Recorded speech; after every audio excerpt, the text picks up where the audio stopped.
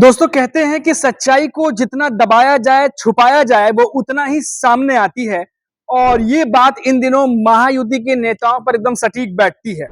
मैं ये इसलिए कह रहा हूं क्योंकि महायुति के बड़े-बड़े नेता लगातार ये दावा करते रहते हैं कि महायुति के अंदर सब कुछ ठीक है, लेकिन बारामती में एक ऐसा उदाहरण सामने आया है जिसने फिर से पोल पट्टी खोल दी है महायुति के नेताओं के दावों की।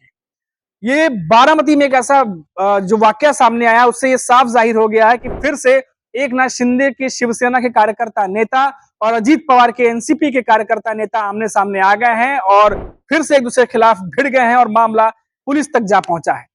क्या ये पूरा मामला, चलिए आपको बताते हैं। नमस्कार दोस्तों, मेरा नाम है मनीष कुमार सिंह और आप देख रहे हैं 4 PM महाराष्ट्र।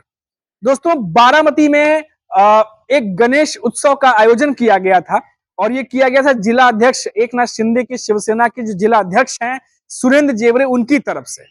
और इस गणेश महोत्सव का नाम रखा गया था एकनाथ गणेश महोत्सव। और यहां पर जब ये आयोजन किया गया तो यहां पर सीएम एकनाथ शिंदे के बड़े बड़े बैनर लगे थे, साथ ही साथ अजीत पवार के बड़े बड़े बैनर लगे थे। क्योंकि बारामती में ये आयोजन था तो कई बार जो है वो न्योता भेजा गया, इनविटेशन भेजा गया अजीत पवार को, क्योंकि वो विजिट करें, पंडाल में आए, दर्शन करें। कई बार इनविटेशन भेजने के बाद भी जब अजीत पवार वहां नहीं पहुंचे तो एकनाथ शिंदे के शिवसेना के जो कार्यकर्ता और नेता हैं वो नाराज हो गए, भड़क उठे। सुरेंद्र जेवरे हैं जो जिन्होंने आयोजन किया था, उन्होंने काले कपड़े से अजीत पवार के तस्वीर को ढक दिया। और जैसे ही ये बात अजीत पवार की एनसीपी के कार्यकर्ताओं को और नेताओं को पता चली, वो वहां पहुंचकर उन्होंने नारेबाजी और प्रोटेस्ट शुरू कर दिया और दोनों ही कार्यकर्ता नेता आमने सामने फिर आ गए और बाद में पुलिस को भी बीच में आना पड़ा। अब देखिए ये वाकया बढ़ा कैसे। दरअसल अजीत पवार कई पंडालों में गए, कई छोटे छोटे पंडालों में भी गए, लेकिन 3-4 बार इनविटेशन भेजने के बाद भी एकनाथ गणेश महोत्सव में नहीं गए। और इसी वजह से जो कार्यकर्ता और जो नेता थे वो नाराज हुए, क्योंकि महाराष्ट्र में महायुति गठबंधन है और गठबंधन में होने के नाते दोनों पार्टियां सहयोगी हैं। और ऐसे में बारामती में यह आयोजन होता है जिसका नाम एकनाथ गणेश महोत्सव रखा जाता है। बड़े बड़े बैनर लगते हैं सीएम और डिप्टी सीएम के, और इनविटेशन भेजने पे अजीत पवार नहीं जाते। अब ऐसे में सुरेंद्र जेवरे जो हैं उन्होंने कहा कि ये एक तरीके से एकनाथ शिंदे जो सीएम है उनका अपमान है, जो एकनाथ शिंदे के शिवसेना के जो नेता है उनका अपमान है। और बार बार अजीत पवार को बुलाने पे भी वो नहीं गए। इस बात से बहुत ज्यादा नाराज नजर आ रहे हैं। न सिर्फ अजीत पवार बल्कि ना ही उनके परिवार से नहीं सुनेत्रा पवार आई, कोई भी वहां पर नहीं पहुंचा। और खास बात से नाराज इसीलिए कि ऐसा भी नहीं कि वो कहीं और नहीं जा रहे, कई और पंडालों में विजिट किया उन्होंने, लेकिन यहां पर नहीं गए, जिसकी वजह से अब एकनाथ शिंदे की शिवसेना और अजीत पवार की एनसीपी आमने सामने आ गए हैं और दोनों ही की तरफ से प्रोटेस्ट जो है वो निकाला गया है। कुछ कार्यकर्ताओं को हिरासत में भी लिया गया है। अब इन सब वाक्यों को आप देखिए तो एक बार फिर से महायुति के दो बड़े गठबंधन एकनाथ शिंदे की शिवसेना और अजीत पवार की एनसीपी आमने सामने आ गए हैं। कुछ दिनों पहले ही अभी महाराष्ट्र में 2 दिन के दौरे पर गृह मंत्री अमित शाह जो है वो पहुंचे थे और उन्होंने जो है महायुति के नेताओं को इन सब बातों पर जो है वो मीटिंग की थी, बैठक की थी और कहा था कि एक दूसरे के खिलाफ बयानबाजी करने से या कुछ इस तरीके के वाक्या जो आ रहे हैं जिससे कि दिख रहा है कि महायुति गठबंधन में एकता नहीं है, बल्कि बहुत ज्यादा टेंशन से भरी हुई है महायुति पार्टी इस समय बनी हुई है, ऐसा कोई मैसेज जो है लोगों तक ना जाए। और इस बात को लेकर अमित शाह ने जो है पार्टी के नेताओं को चेताया था, ऐसी खबरें आई थी।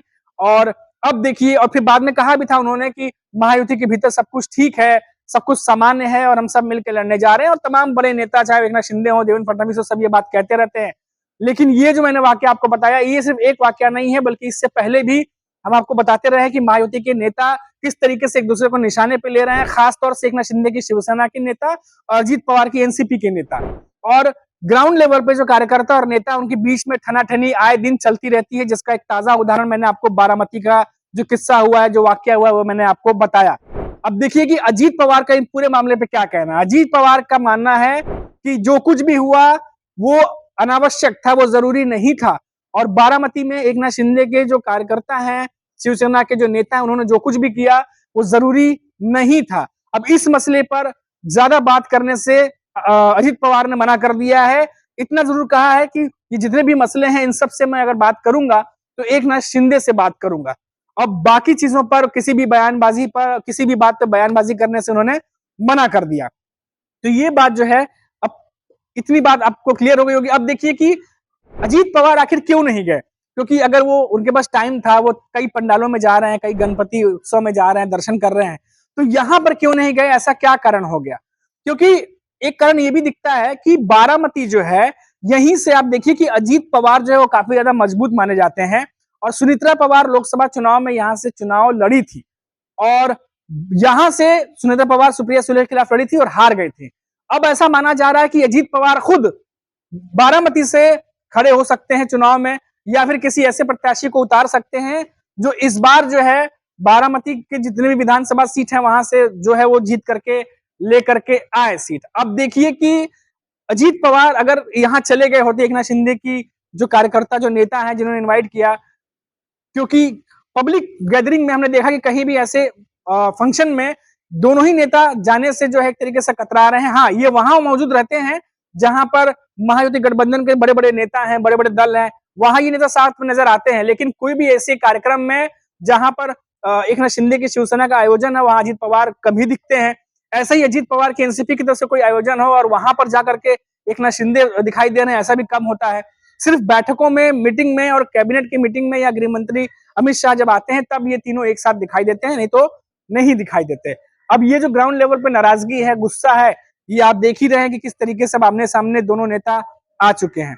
और सबसे बड़ी बात यह है कि एकनाथ शिंदे जो है वो लगातार इन दिनों लाडली बहन योजना के साथ में प्रचार प्रसार करते हुए दिखाई दे रहे हैं। जहां भी वो लोगों से मुलाकात कर रहे हैं, इस योजना के बारे में बात कर रहे हैं। और वहीं आप देखिए कि अजीत पवार पिछले 1-1.5 महीने से लाडली बहन योजना को लेकर महाराष्ट्र में जन सम्मान यात्रा निकाले हुए हैं, और ज्यादा से ज्यादा लोगों तक जो है इस यात्रा को लेकर पहुंच रहे हैं। मैं क्यों बात कर रहा हूं इस जन सम्मान यात्रा की और लाडली बहन योजना की, अब समझिए बात को। ये एक ऐसा स्कीम है, ये एक ऐसी योजना है जिस पर एकनाथ शिंदे की शिवसेना और अजीत पवार की एनसीपी दोनों ही काफी ज्यादा दारोमदार इस योजना के ऊपर है कि जो वोट परसेंटेज कम रह गया था लोकसभा चुनाव में, उससे ये पूरा हो सके। लेकिन इन दोनों ही दलों के बीच में इस योजना को लेकर खींचतान चल रही है। एकनाथ शिंदे की शिवसेना की तरफ से यह आरोप लगाया जाता है, कुछ नेता ये कहते हैं कि हाईजैक करने की कोशिश जो है अजीत पवार की तरफ से की जा रही है। अकेले ही जन सम्मान यात्रा निकालते हैं, लोगों से मिलते हैं, जो बैनर भी लगते हैं वहां सिर्फ उनकी तस्वीर लगती है। और कुछ नेताओं ने तो ये भी कहा कि मुख्यमंत्री लाडली बहन योजना से उन्होंने मुख्यमंत्री शब्द ही हटा दिया और लाडली जो बहन योजना है उसको रखा। ये भी एक प्रोटोकॉल के तहत जो है वो गलत था और अनुचित जो है वो किया गया, ऐसा एकनाथ शिंदे के पार्टी के कई सीनियर नेता ने ये बात कही है। और वहीं आप देखिए कि अजीत पवार जहां भी जाते हैं, कभी वो एकनाथ शिंदे के जो कार्यकर्ता है, शिवसेना के जो नेता है, उनके निशाने पर रहते हैं, कभी बीजेपी के कार्यकर्ता खुद अजीत पवार को काले झंडे दिखा देते हैं। तो ये तमाम जो चीजें हैं, भले ही तीनों नेता पब्लिक प्लेटफॉर्म पर ये बातें ना कह रहे हों, लेकिन कार्यकर्ता जो नेता है, जो सीनियर नेता है, वो तीनों ही पार्टियों के एक दूसरे को निशाने पर रखे हुए हैं और कोई भी मौका नहीं चूक रहे हैं। जब इन्हें मौका मिलता है ये बयानबाजी करते हैं, जुबानी जंग छेड़ते हैं एक दूसरे के खिलाफ। तो कुल मिलाकर इतना कहा जा सकता है कि चाहे वो अमित शाह हो, चाहे वो देवेंद्र फडणवीस हो, चाहे एकनाथ शिंदे हो, चाहे अजीत पवार, महायुति के नेता जो कुछ भी बोलते हैं कि सब कुछ ठीक है, सब बराबर लेके चलेंगे, सब कुछ ठीक नहीं है। पार्टी के भीतर, सीनियर नेताओं के भीतर, कार्यकर्ताओं के भीतर एक दूसरे के खिलाफ जो है वो गुस्सा दिखाई दे रहा है। आए दिन कोई ना कोई वाकया सामने आता है, जो अभी सबसे लेटेस्ट मैंने बारामती का आपको बताया। तो अभी के लिए फिलहाल इतना ही, फिर लौटेंगे तो बात करेंगे महाराष्ट्र की किसी बड़ी खबर पर। तब तक आप देखते रहिए 4 PM महाराष्ट्र और मुझे इजाजत दीजिए। नमस्कार।